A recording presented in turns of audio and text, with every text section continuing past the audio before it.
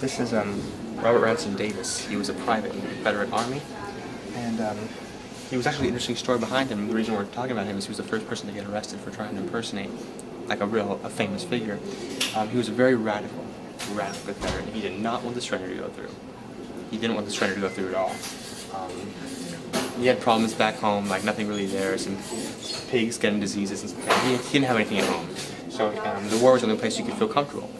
Even if they would eventually lose, he did not want the war to end. So what he did was he took some hair off his head and didn't have a lot of experience with it, but he did a good job. Just fastened it with various materials. He tried the pins, sewing through, which created a mess. Then he eventually just got some tar and put it on his chin. Burst into the courtroom, the parlor. It wasn't a courtroom at all, and demanded, said, "Stop! I'm Abraham Lincoln, and I don't want the surrender to go through." Well, Robert Lee was wearing his glasses, so he couldn't really see. So he got up a little excited at first, only to be shut down by General Grant, who was a little more perceptive at the time. He was thinking more clearly, and immediately jumped up and just said, "You are not Abraham Lincoln." And he had made some mistakes with the beard was too big, hair a little too long.